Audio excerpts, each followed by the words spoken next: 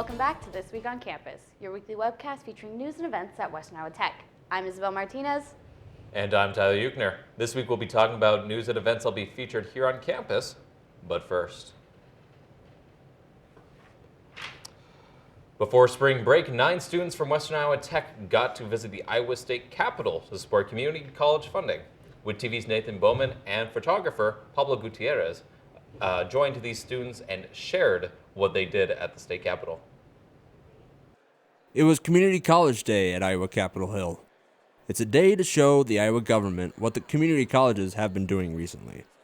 The Western Iowa Tech students got to tour the Capitol building, sit in congressional sessions, and meet politicians that serve our area of Iowa. As soon as we got inside the Capitol, Iowa State Representative Stephen Hansen of District 14 appreciates seeing all the community college students that really care about their education.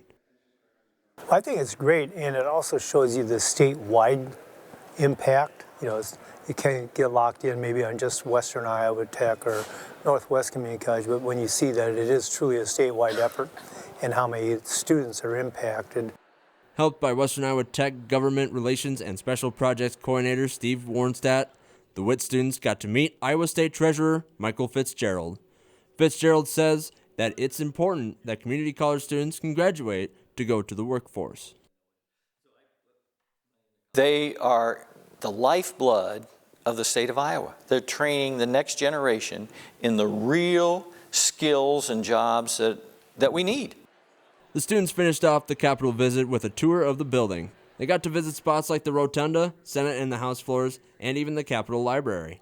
Pablo Gutierrez and I had the ability to sit in the Speaker of the House's chair to cap off a nice visit from the Iowa State Capitol. From Des Moines, Iowa, I'm Nathan Bowman for This Week on Campus. Western Iowa Tech invited a musician to host a karaoke concert hybrid Thursday. WIT TV's reporter Tosin Ihikioya shares what it meant to bring some music onto campus.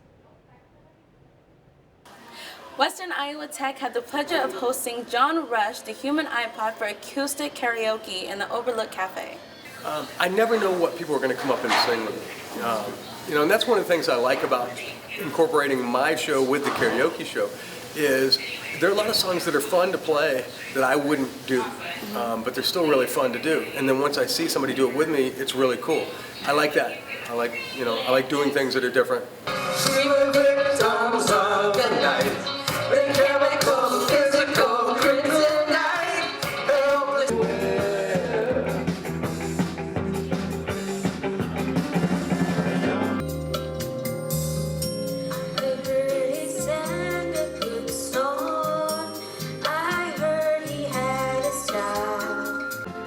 We also had the privilege of watching one of his popular song covers. Seasons change and the love won't cold. Feel the flame cause I can't let it go. Run away, both running in circles. Run away. WIT TV's very own Nathan Bowman and Pablo Gutierrez also took part in the fun.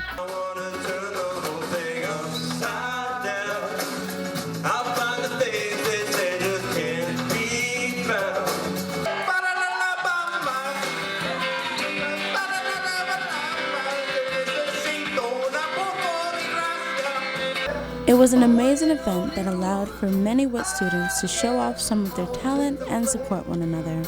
This is Tosin Ihikioya for This Week on Campus. When we come back, a Western Iowa Tech student tells us about his brand new book. And later, I will have an interview with College Now coordinator Laura Tabbert. Stay with us.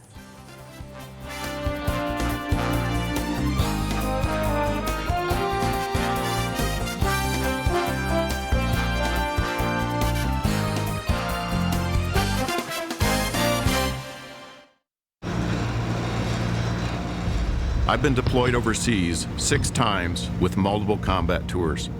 I have had a bounty placed on my head by insurgent forces. I haven't missed a day, a beat, in my career. I haven't been in the hospital since the day I was born. Only one thing has been able to take me down: COVID. And now I've done my part to take COVID down, getting the vaccine.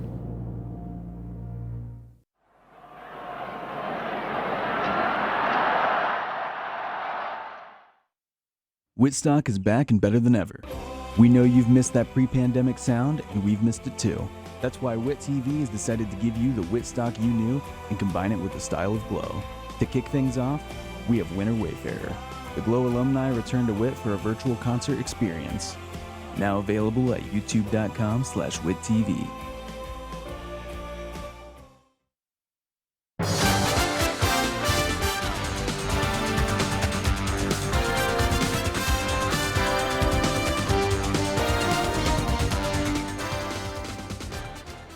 Now, some students don't have a lot of time to write a book, but Marcus Jarvis just got one of his books published. WIT TV's Pablo Gutierrez shares with us how he got the book published. Here in the library, one can find plenty of books and students working on homework or other studies, plenty of which are writing essays, but there's one student who has just finished writing something bigger. 19-year-old Marcus Jarvis has just got done writing a novel of which that just got published. That novel, The Pottersfield Tragedy. Marcus was more than delighted to share with us what influenced him to write the horror novel, and a little more of his background on why he wrote the book, and even his struggle throughout writing the novel. Started out in my freshman year of high school, kind of. Not that I started working on this book, I wrote a short story in my freshman year of high school called The Dirty 30s. And that book was, that short story, it was terrible. Please don't read it, don't look for it.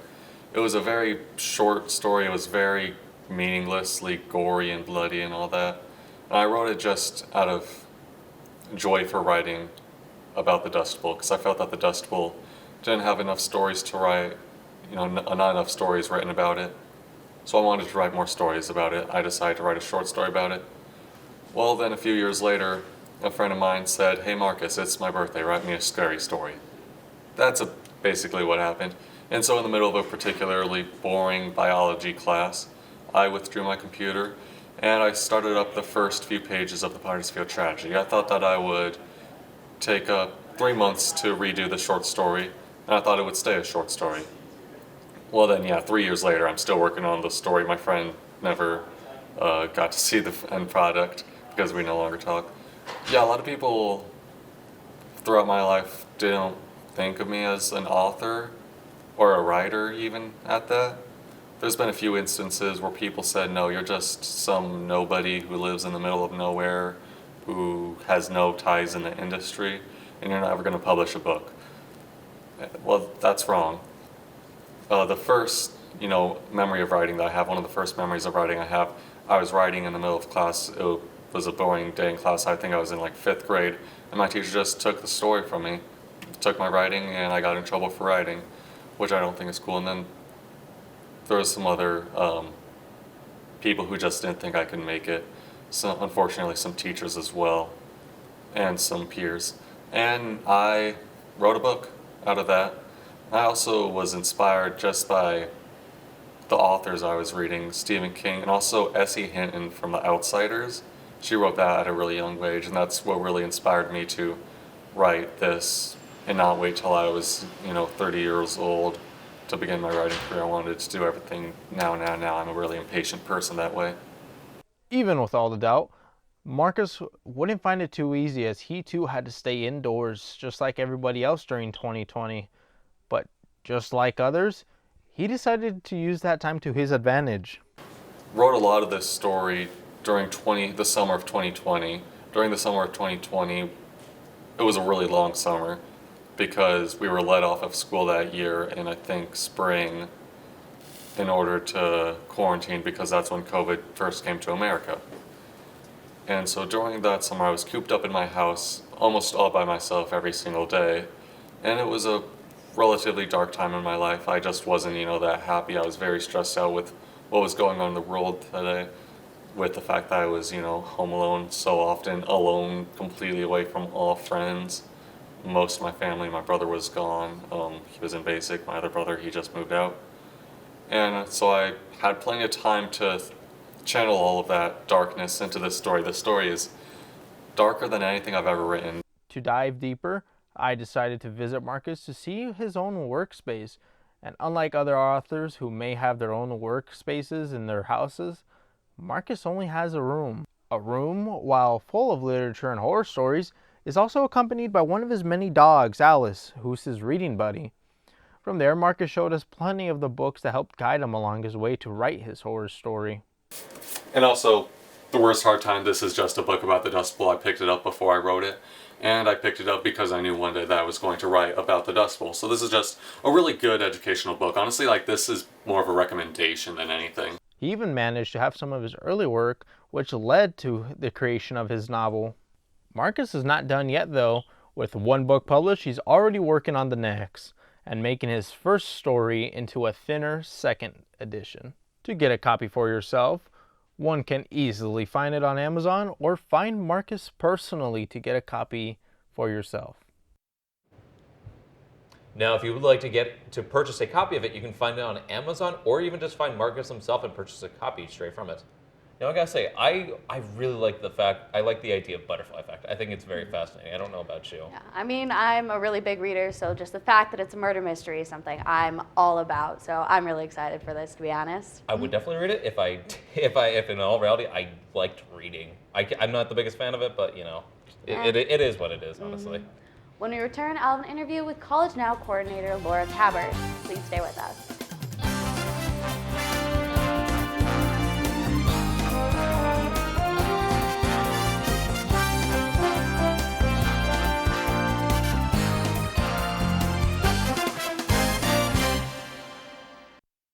Even though there is so much against us, you will see me wearing a face covering.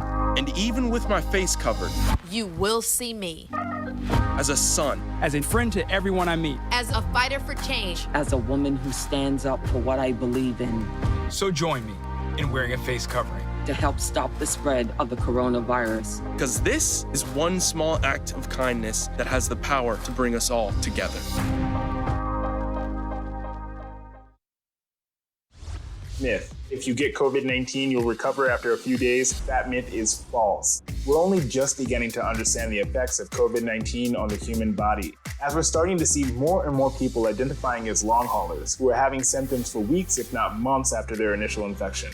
Continue to wear a mask, socially distance, and wash your hands. Together, we can keep COVID out of school. For ways to keep your community safe, go to backtoschooltogether.com.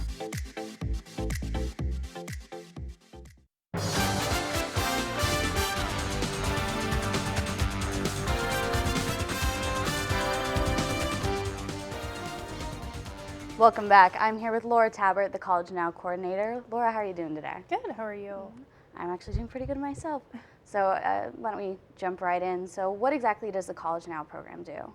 So College Now is a program that allows high school students to take college credit while they're still in high school. Many times the credit counts towards their program or their high school requirements, or it can just be elective credit. The goal of the program is to allow students the opportunity to take that college credit, give them the experience of taking a college course while they still have a lot of support around them, in addition to allowing them to explore different program areas as well. And so a lot of your programs are very hands-on with a lot of the students. How do you guys transition that, classroom experience into the real world kind of future? Yeah, so we do offer a combination of courses. I think when the program initially started, many of the courses were more focused in on that lecture-based theory, where students would take the courses and they would transfer to like a four-year institution. More recently, the program has really shifted in trying to get more coursework done in the CTE world. So when we work with school districts, we try to find courses that will allow an introduction to that specific program. So whether it be welding, where we offer a certain set of courses that students would take just like any other traditional student enrolled in the program, we then try to show them how taking that set of courses would then lead into a diploma or an associate's degree here with us at WIT. Mm-hmm. Okay, and how exactly has this program, grown over time? I mean, you said yourself it used to be, very specific courses. Yes, so it started, it really started to take off around 2010, where we really started, and this was before my time, so it really started to take off in the schools in 2010. I took over in 2016, and we have seen growth in both head count and credit count. This last year, the Department of Education actually removed the credit cap for our high school students. So previously, students were only allowed to take 23 credits over the course of the year. Now they are allowed an unlimited number of credits. As long as it's within our policy, they can take as many as they would want to. And I know that you're starting some more, during winter break, summer courses. Do you want to explain a little bit about your summer credit classes? Yeah, so the state came out with an initiative about 3 years ago. It's called the Summer Concurrent Enrollment Program, where we really focused in on programs that are attached to Future Ready Iowa. And we are taking a few of those courses within those programs and offering them in the summer for students.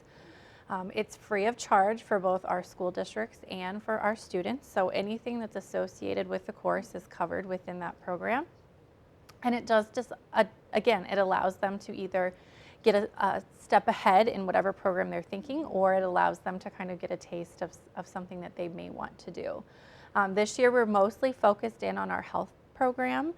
Many students are going to be taking the CNA, so the Certified Nursing Assistant, or they might be taking like a nutrition course, human anatomy and physiology, or medical terminology.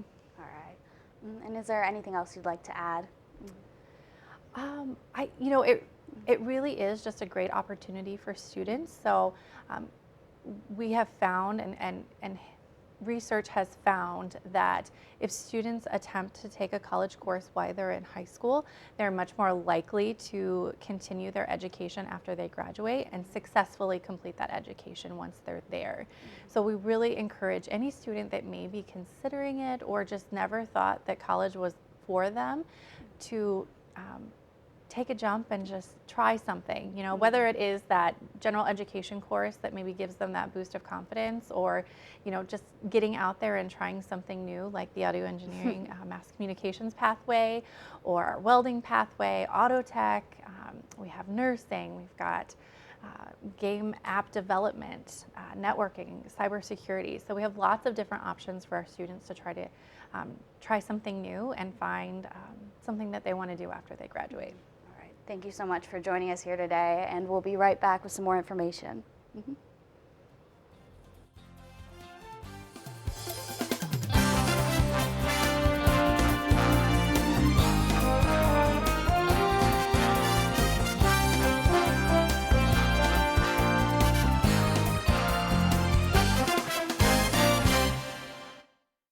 Western Iowa Tech's Video and Media Production Program has been awarded an Upper Midwest Emmy Foundation 2019 Student Production Crystal Pillar Award. This award was presented by the National Academy of Television Arts and Sciences for excellence in production. Selfie! Nailed it.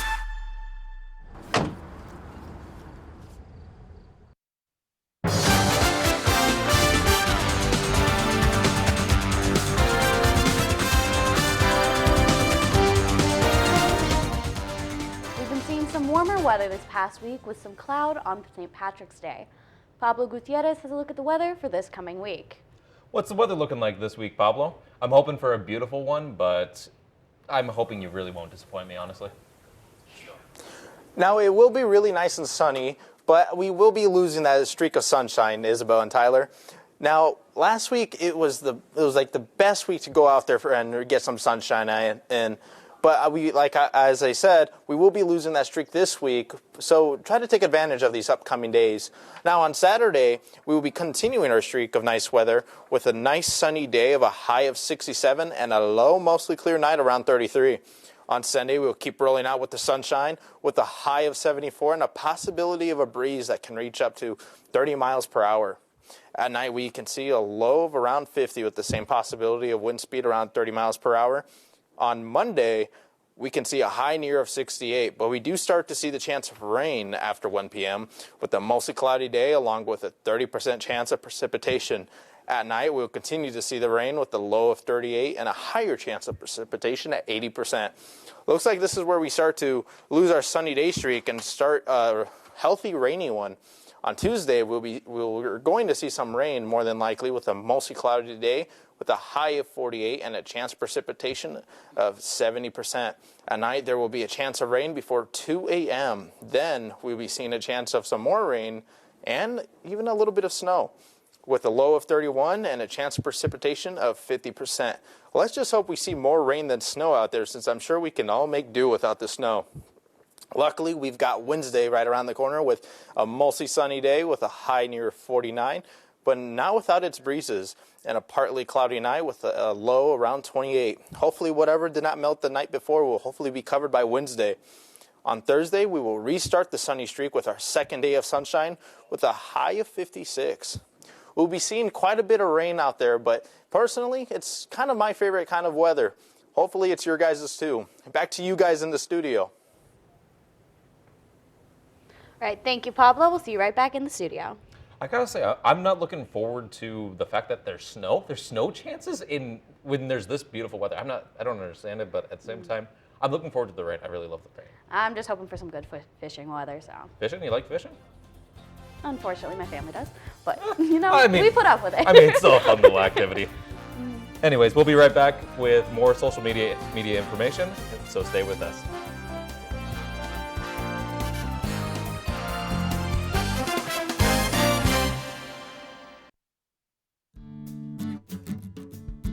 Dude, you do not look ready. Yep, I guess you're right. Have you watched the news yet? No. I guess I haven't. That's why you're never ready for the day. You need your morning news. Yeah, I guess as a student, I just don't know what news is relevant to me. Just watch WIT AM Monday through Thursday for your morning news, as well as TWalk every Friday afternoon. Is that better? I think this will work. The day we've all been dreaming of is approaching, when life gets back to normal. But we're not there yet. So please, everybody, do your part. Get vaccinated against COVID-19 as soon as possible, because that's the best way to protect you. Protect them. Protect everybody. It's the best way to get Iowa back to normal. Find a COVID vaccine location near you at vaccinateiowa.gov.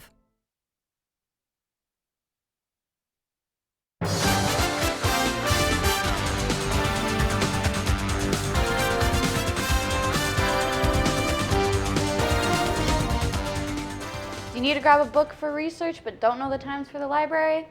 Well, we got the hours right here for you. Monday through Wednesday, it's going to be open from 7:30 a.m. to 9 p.m. Thursday, they're shaking up and being open from 7:30 a.m. to 6 p.m. Friday, with an even earlier closing from 7:30 a.m. to 5 p.m.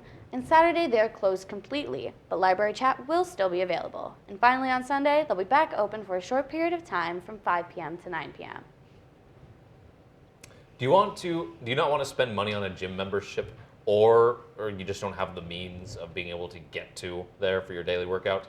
Well, Western Iowa Tech has the Dunker Student Center for that exact reason.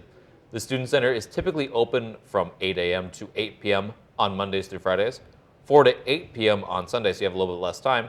And sadly, if you're wanting to work out on Saturday, you just can't due to it being closed. If you want to talk to anybody about the Student Center, just contact Mike Brown via email or text even. Sickness eventually hits all of us, but not everyone has the means to go down to the doctor's office. Instead of struggling to find a way down there, why not just head down to the campus clinic? Western Iowa Tech and Tri-State Nursing offers medical services here on campus for cold, flu, strep throat, STD testing, COVID testing, and so much more. All you have to do is make your way to room A212 in the Kaiser building between the hours of 8:30 a.m. and 1:30 p.m. All you need to get in is to show them your WIT ID and they'll see you right on in. Are you feeling down and don't really know what to do about it? Well, Coffee and Connections is a safe place for everyone to just kind of chat, get some advice, and even just get everything off your chest. Every Wednesday from 2 to 3 p.m. in the library, you can go and chat and have a cup of coffee. Or if you don't like coffee, hot chocolate. It takes place in the room A422. Events and information for Western Iowa Tech can be found on their social media pages. You can find them on Facebook, YouTube, Instagram, and Twitter, and be sure to follow for more updates. If you have something you would like publicized on This Week on Campus, you can send it to thisweek@whitcc.edu. This Week on Campus is a weekly webcast from the Mass Communications program here at Western Iowa Tech Community College in Sioux City, Iowa. New episodes of This Week on Campus are posted every single Friday afternoon. So for the latest content from our website, visit our website at whitcc.tv, where you can find a direct link to our YouTube page. Be sure to subscribe and have yourself a wonderful week.